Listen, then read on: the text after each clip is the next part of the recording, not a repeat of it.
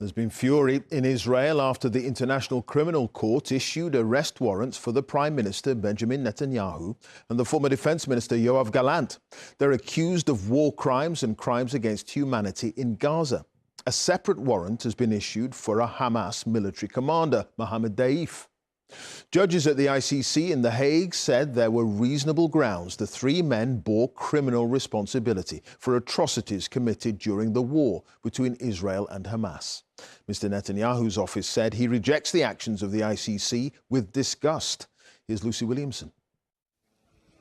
The war that broke Gaza, triggered by the crimes of Hamas, has left Israel's leaders facing criminal charges themselves.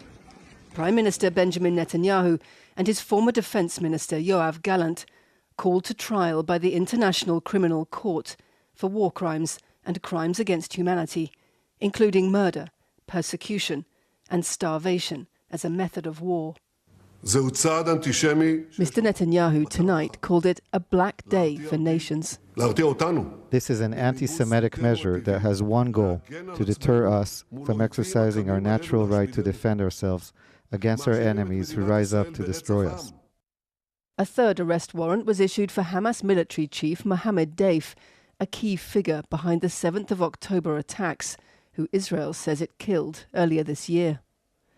The ruling means Israel's democratically elected prime minister risks arrest if he travels to any of the countries signed up to the court, including the UK and most of Europe, though not the US.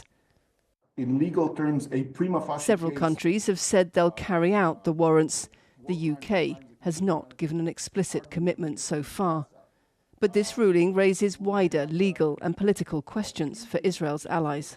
It's a diplomatic nightmare for Israel. But I said we're in uncharted territories because Israel and Benjamin Netanyahu are not like anyone else. We are dealing with a very powerful country that has, as its closest ally, the most powerful country in the world, the United States of America. The court said there was no clear military justification for Israel impeding humanitarian aid to Gaza, and that restrictions on medicine had meant children enduring amputations without anaesthetic. Little hope in Gaza that today's ruling would change much.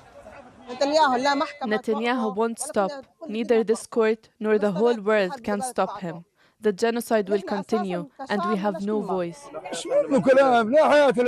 This is all talk, but it won't change anything. Listen, I'm 54 years old, and I've seen the world. They never judged the Israeli military, not even the International Criminal Court.